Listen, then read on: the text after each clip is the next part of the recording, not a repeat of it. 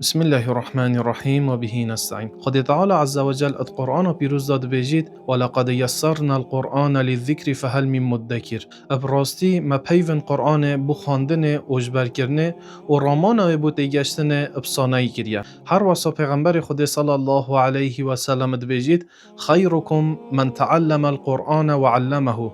بخیرترین هوا باشترین هوا اوی که خود قرآن دو شرازات کرد و غیر خوشی فیلت کرد.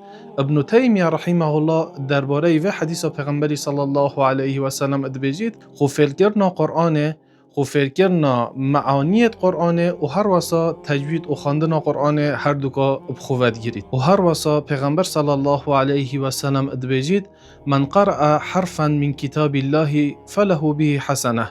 هر کسی که پیته که اش کتاب خود تعالی که قرآن پیروزه بخینید بوی خیره که هی و الحسنة بعشر امثالها و هر خیره جی ابده خیرایا. و پیغمبر صلی الله علیه و سلم ادبیجید لا اقول الف لام میم حرف از نو بجمه هوا الف لام میم حرفکه ولكن ألف حرف ولام حرف وميم حرف بلكي ألف حرفك ولام حرفك وهر وصا ميم حرفك يعني بس أبقوتنا ألف لام ميم سي خير دي جهنتا. وهر وصا پیغمبر صلى الله عليه وسلم دبيجيد إن لله أهلين من الناس.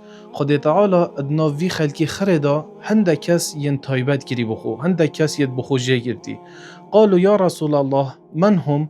گودن ای پیغمبر خدا صلی الله علیه و سلم او کینا؟ پیغمبر صلی الله علیه و سلم گوتی قال هم اهل القرآن. پیغمبر صلی الله علیه و سلم گوتی او اهل قرآننا او خدانت قرآننا اهل الله و خاصته او اهل خود تعالینا او کس نزدیک خود تعالینا و کس خاص الدف خود تعالی. و هر واسه پیغمبر صلی الله علیه و سلم دبیجید الروز قیامت دبیجن اهل قرآن اقرأ تو بخینه وارتقی و بلند به ورتل و تو بتجوید و بجانی بخینه کما کنت ترتل فی الدنیا که چاو دنیای دا تبجانی بتجوید بدنگی که خوشت خواند واسا بخینه فإن منزلتك عند آخر آية تقرأها. تو بزانه پله و مرتبه و بلندیات البحشته ده حتوی جهی بید او جیتو قرآنش برد خینی.